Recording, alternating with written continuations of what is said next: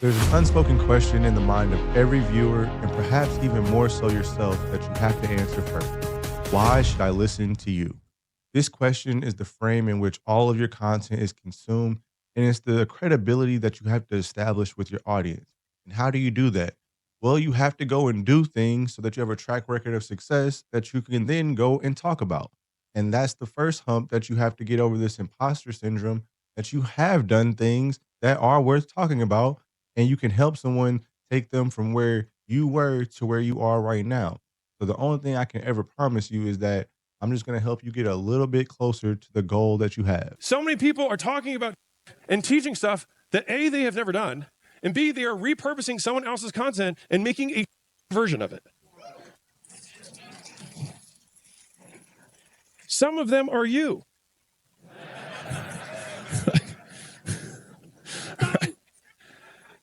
And that's the thing is like when you start talking the theoretical and trying to teach something, it's how to rather than how I, right? So if you do the thing, then you just talk about what you just did. But I think just even doing recaps of like, this is the stuff that's working right now for us in this context. People are like, thanks. You didn't have to do that. Thanks for sharing that stuff that's working for you. It's safe to assume that you're here because you want to know what's working for a 36-year-old retired stay-at-home dad who was a game streamer with less than 20 subscribers, who has suddenly somehow grown from 0 to over 30,000 subscribers in less than 3 months. And if I were you, I'd want to listen to me too. So I'm going to dive into what I've done, not what everybody else is out here saying you should do. I'm just going to break down the steps that I've taken to get to where I've gotten, and hopefully it can get you to where you want to go. All right, so 2024, I just decided that this was going to be the year that I was going to give a real try to turn my streaming dreams into some type of reality that was sustainable. So I realized quickly I need to learn whatever skill set it is that I'm going to need for editing, for videography, lighting, audio, because I know none of that. I didn't go to school for any of this. I'm self-taught in every single aspect. And really, it's just from being a gaming streamer that I had a familiarity with the equipment and just decided, let's really learn to see exactly what these things can do. So the first thing I recognized I needed to know how to do was I needed to be able to make high quality thumbnails. So I went on Google and figured out what software do people use, and Canva Pro is the name that I saw the most. So that's the name that I went with, and I've been loving their product ever since. It's very user friendly, and there's a lot of great YouTube tutorials on there on the different things that you can do with it. And really, I just sat down with one tutorial and learned one thing at a time, and then went to Canva, made a project, applied that one thing, went to the next tutorial, repeated the same thing back and forth with some early projects. Nothing that I was absolutely putting out or anything like that, but just something to get my skill set up and learn how all the different options work. And then we moved on from there.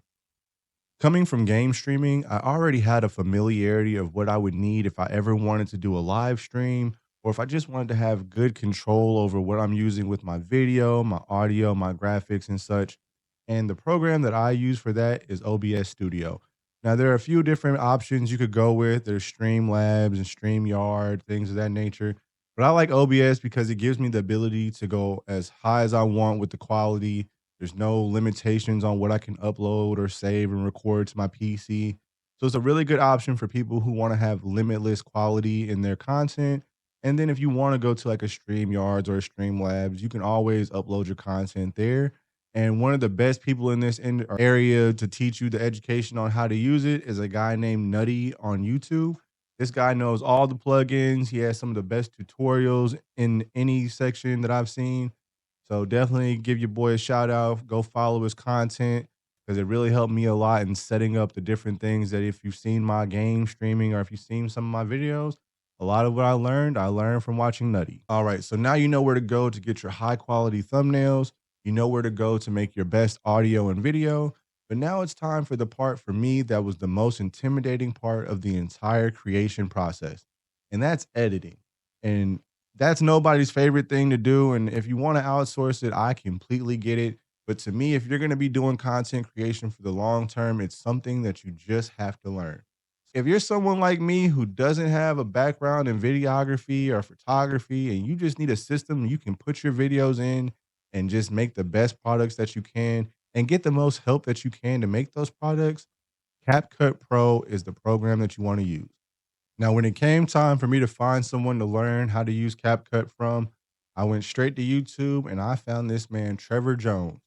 Now, he's an ex Hollywood editor, and this man knows all the different programs. So, even if you use something else, I highly suggest going and checking out his content because the man just flat out knows what he's talking about. And I would say, just from implementing the little things that I've learned from him, my retention and my click through rates have gone up so dramatically. It's led to more watch time hours, more subscribers, more interaction because my content is actually hitting the way I want it to.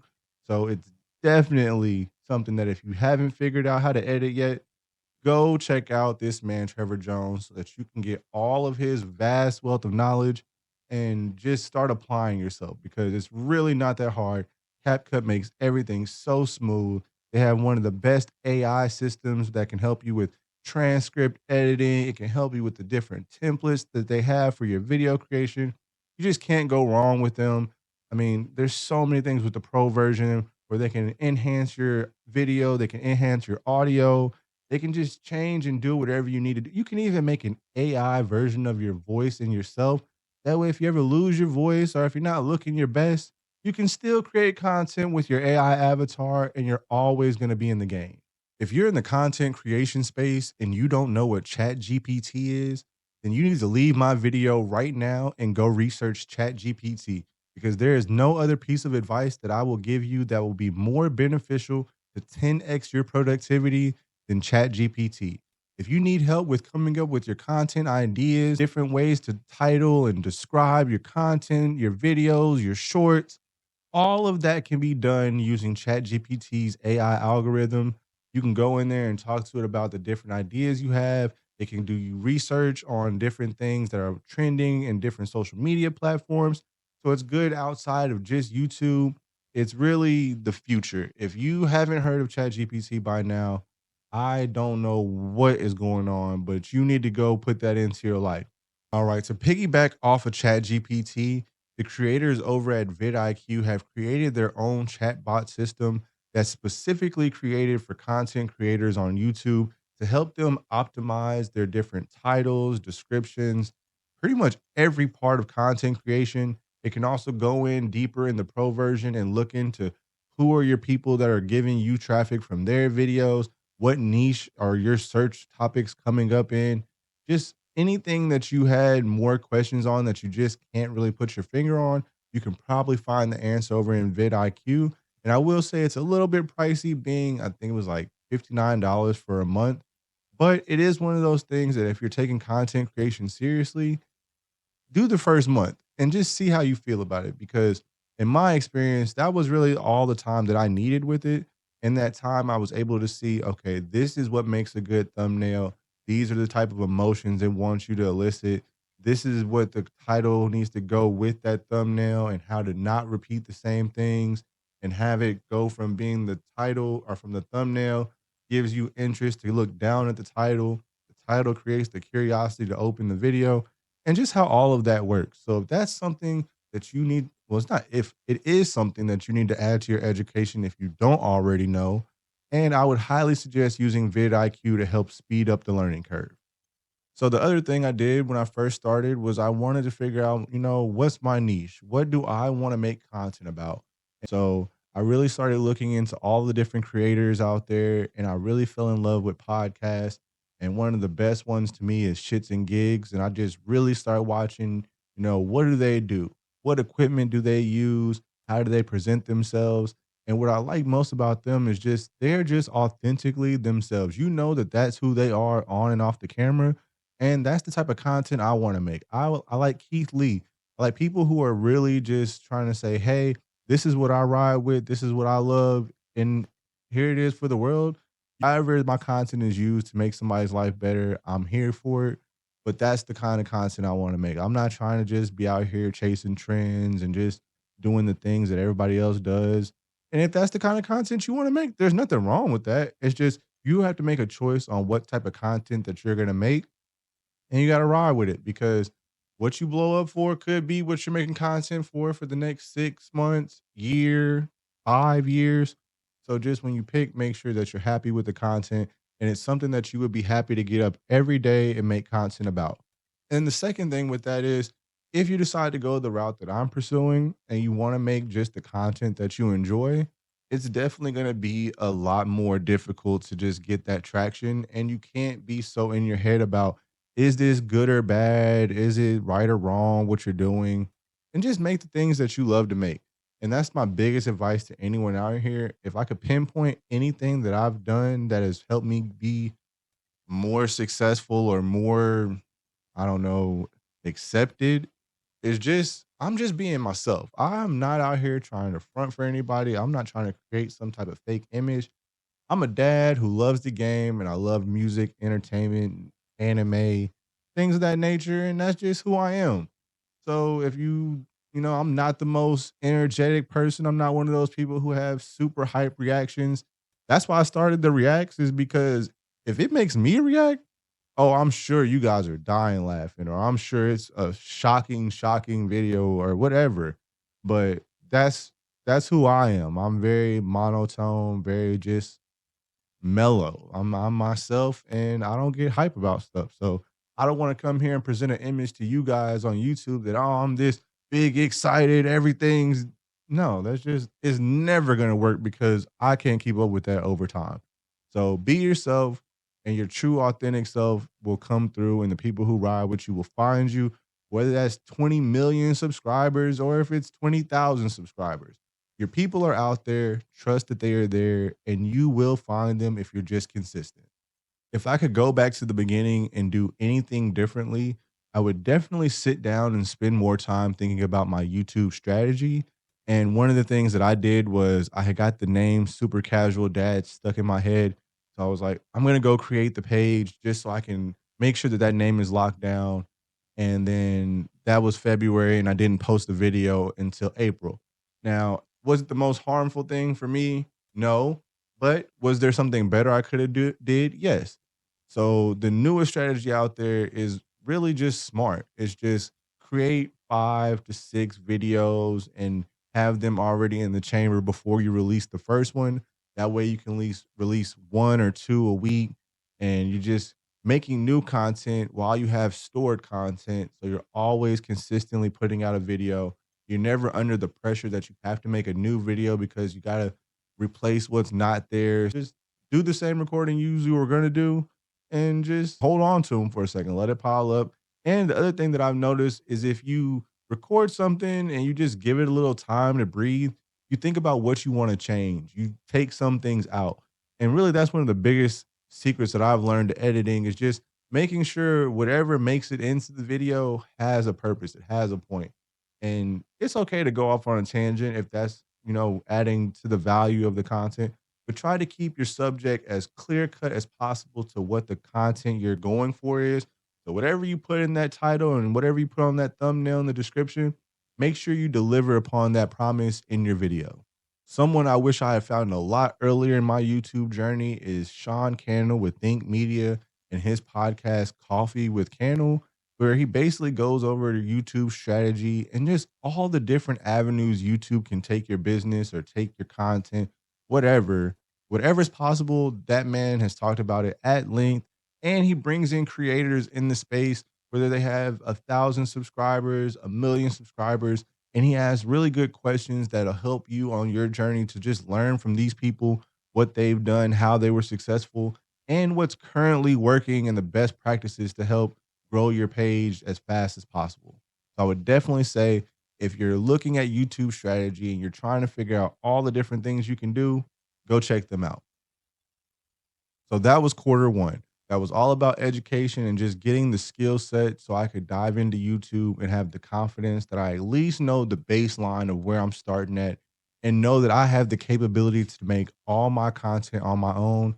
I didn't want to have to outsource for editing. I didn't want to constantly need to go to some studio to use equipment. So I built my own studio and I learned everything it took to get all that done. So then it was time to actually execute. So this entire last 3 months, all I've been doing is focusing on making 100 videos and getting better at one thing every single time, whether that be getting better with my title and description, getting better with my thumbnails and the quality that I'm putting into that, getting more purposeful with how the thumbnails and the first 5 seconds of the video tie together so that it's just one seamless transition. Getting to the point where I'm color matching and color grading my backgrounds, my skin tones, making things look smooth, making my audio look smooth.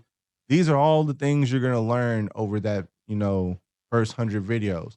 The other thing you're going to learn is you're going to make mistakes. You're going to record for an hour and you're not going to have your microphone audio turned on. You're not going to have a camera lens taken off or put on. There's a million things that are going to go wrong, and you're just going to have to deal with it, and it's part of the process and part of the frustration. One of my favorite videos that I thought was going to be the best thing ever was when I hit 850 subscribers and I had learned how to do masking through CapCut. I'm like, all right, cool. I'm gonna kill it with this one. I'm gonna do this whole little interview with myself, and it's gonna look great and it's gonna be amazing. Well, I left on the overhead light in my room, and all of my footage looked grainy. Over 12 hours of recording was just completely trash. And it was one of those situations where I don't have time to redo this content. I can either A, do nothing, throw it away, and not have a video for you guys that week, or B, spend another 15 hours trying to edit things and get it looking as good as I can, knowing it's going to be trash, and just put it out anyway. So what did I do? I was like, hey, I got to make something and I got to get over this hurdle of thinking that everything has to be perfect. And I put it out. What ended up happening? That's one of my most viewed videos on all of my channel.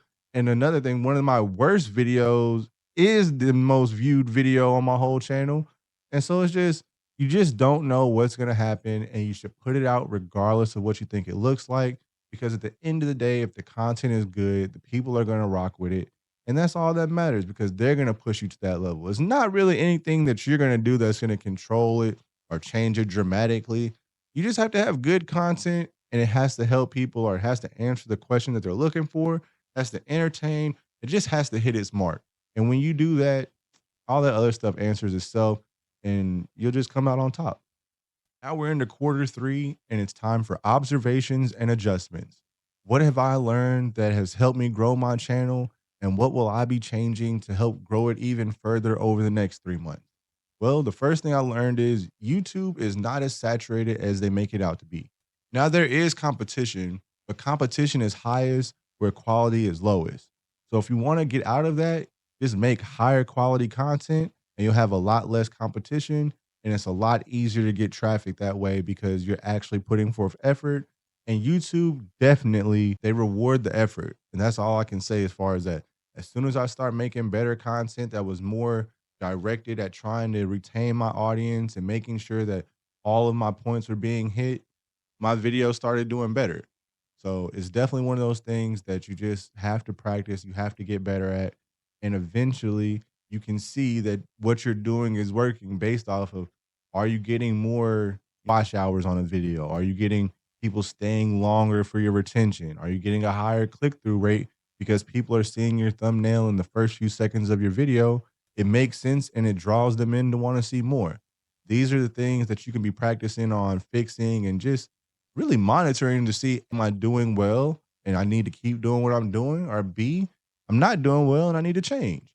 And for me, I would say it's kind of all over the place. I've had videos that have super low retention, and I've had videos that are over 120% retention. So it's just kind of seeing, what did I do well on those videos? What could I tweak on the others? And sometimes it's as simple as going back, changing a thumbnail, changing a description or of a title, just little changes like that. And you'll see that they get more traffic and there's more views on those videos. The likes increase. So there's a more positive response. So even once you put something out, it's still okay to go back and make sure, hey, does my title really match what the content is? Am I not getting the traffic that I think I should be getting? What did I do maybe that was a little bit off that might be disturbing or distracting to my viewers or my audience? These are the little things that you can be looking at to try to just make things just a little bit better every time. And over the long run, it makes a huge difference. The second thing I learned is make sure that you're not confusing the algorithm. So a person like myself who's doing content from gaming to business to YouTube growth, all these different avenues and making them intersect is kind of confusing for YouTube. So, like with my podcast episodes, I've noticed that whenever I have more than two genres on the same possible podcast episode, I'm seeing that I'm having an issue with the traffic, not knowing exactly where to go. And I've had a couple videos that have had limited reach applied to them because one was labeled with shocking content and another was labeled as promoting the election, even though neither had anything to do with either of those. So it was kind of confusing as to what caused that. And, touching base with YouTube and their customer support definitely helped shed a light on what was going on with that. I was able to file appeals on those videos and get the reach corrected. I did have to cut out one scene from House of Dragons on one video for the shocking content video, but those are the things that you're gonna learn over that period of time where you're just putting out videos, and that's definitely something if you're in the space of making recaps or any type of anime, TV show type of review or pushing it out there for people to watch, you're gonna run into some copyright blocks. Or if you're using music, you might run into some copyright issues. And learning how to go through the appeal process is a part of the journey. And it's really not as scary or difficult as it sounds. And honestly, I haven't had a review come back where they didn't just approve it. So don't be afraid to go through the appeal process because you're worried about getting a copyright strike. You get three. And once, if you do get a mistake and you get a copyright strike, you'll learn from it and you won't make that mistake again. But in the entire time that I've been doing content, I haven't had any copyright strikes. And I've done recaps of TV shows, anime, movies, use the music, doing, name that tunes and different things like that. So don't stress too hard about that. It's not that difficult of a process. You will learn it as you go.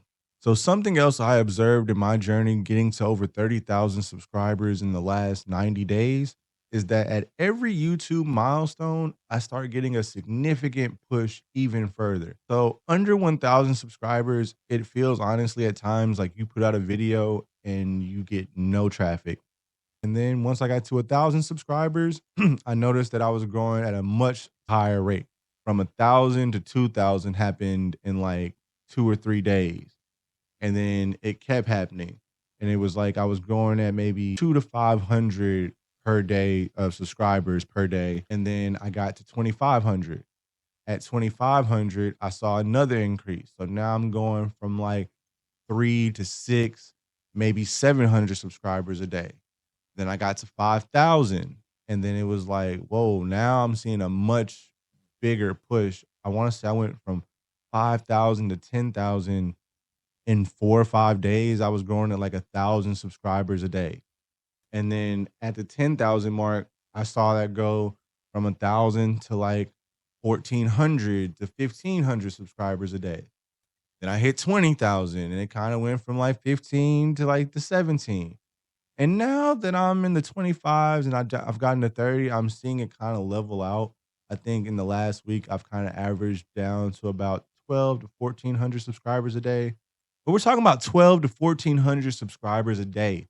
Like when I say that, that's somebody's following per day. It's crazy to me that I'm growing at that rate when I literally, for years of streaming gaming, had less than 20 subscribers on YouTube, Twitch. You could probably add them all up, and I had 20 subscribers. I'm still growing and making my video content. I still have videos that flop.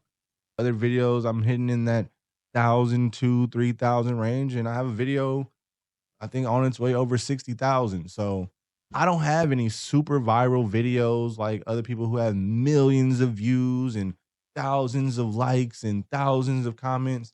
That hasn't happened yet. And I'm cool with that. I'm still growing.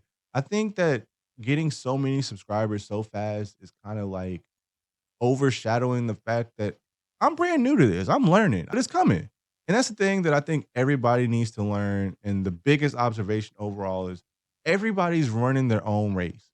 And don't let somebody else's success deter you from wanting to try because you feel like you're not going to get enough traction.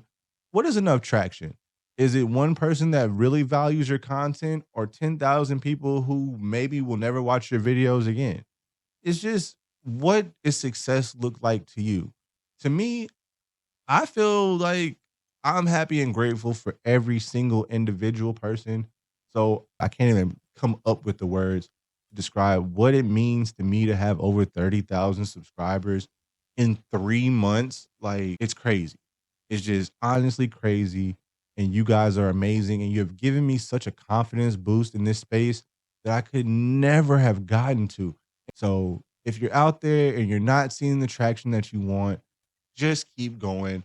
You can learn something new tomorrow that will just skyrocket your growth.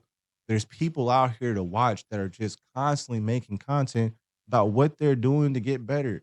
And I know that the majority of it sounds so generic. Everything I'm saying probably sounds so generic. Make 100 videos, get better every time. It's just what it is.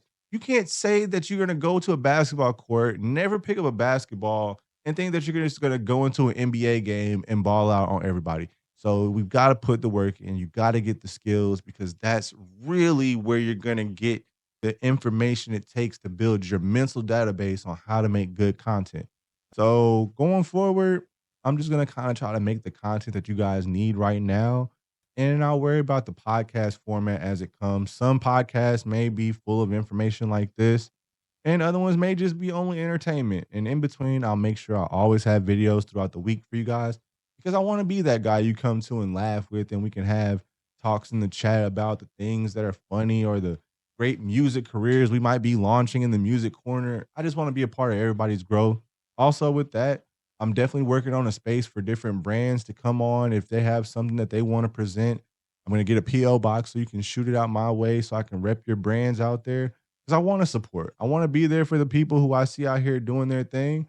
And if you got, a clothing brand or music or anything like that, shoot it my way and I'll definitely take a look. Now, granted, I'm not gonna put everything on. There's some people close to me that I'm just not gonna put the content out. It's not a slight to you, but it has to be something that I resonate with. I'm not just doing some stuff to do just to do it. So that being said, hey, all my contact information is on every video. You see all the socials, hit the email for business inquiries. Check out CapCut if you want to get the pro version. There's an affiliate link in there to get 7 free days. And I promise you, you're going to want CapCut Pro.